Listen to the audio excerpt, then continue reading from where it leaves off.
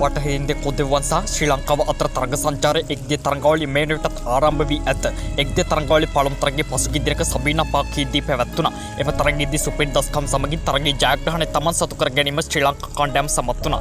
කොදෙවන් සහ ලාංකේය කණ්ඩායම අතර එක්දේ තරඟාවලියක් 20 තරඟාවලියක් සහ ටෙස්ට් තරඟාවලියක් පැවැත්වීමට නියමිතයි. මෙම තරඟාවලිය අතරින් පළමුවෙන් පවත්වන තරඟාවලිය වී ඇත්තේ එක්දේ තරඟාවලිය. මෙම තරඟාවලිය තරග තුනකින් සමන්විත වේ. එක්දේ තරඟාවලිය තරග සියල්ල පැවැත්වීමට කටයුතු සිදු කර තිබෙන්නේ සබීනා පාක්කීදීමයි. ඒ විතරක් නොව 20 තරඟාවලිය තරග තුනක් පැවැත්වීමට කටයුතු සිදු කර තිබෙන්නේ සබීනා පාක්කීදීමයි.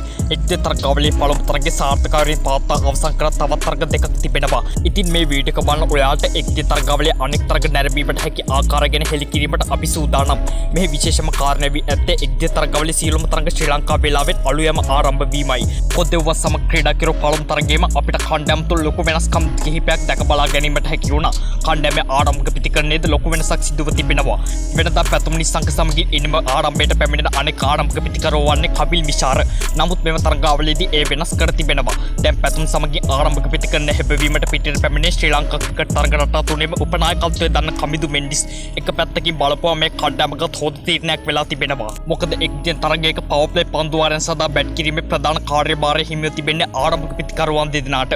ඔවුන් සෑම අවස්ථාවකම බලන්න ඕන කඩුල ආරක්ෂා කර ගනිමින් සාර්ථකවරින් ලකුණු අතරට ගොස් පවර් ප්ලේ පන්දුවාරයන් ගණනට හොඳින් මුහුණ දෙන ආකාරය. නමුත් අවාසනාවකට කරුණ පසුගිය තරගයේදී කමිදුට ඒ දේ සිදු කරන්න හැකියාවක් ලැබුණේ නැහැ. තවද ශ්‍රී ලංකා ක්‍රිකට් රසිකයන් සතුටට පත්ව තවත් දෙයක් සිදුව තිබෙනවා. ඒ තමයි මෙම තරඟාවලිය තුළ වනිදු හසරංගව දැක බලා ගැනීමට ලැබුණු එක. ටික කලක් ක්‍රිකට් පිටියේ වියගෙන සිටි වනිදු ආයමත් සිය සුපුරුදු රිද්මෙන් තරග ක්‍රීඩා කරමින් හොඳින් දස්කම් පෙන්වන්න පටන් ගන්න තිබෙනවා.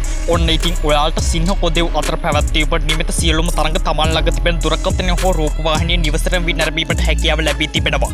තරඟ නැරඹිය හැකි ආකාරයන් මෙන්න: සුප්‍රීම් TV, පපරේ TV, ඩයලොග් HD channel අංක 126, PO TV Sport channel අංක 150 සහ PO mobile app ඔස්සේ තරඟ නැරඹීමට හැකියාව ඇත.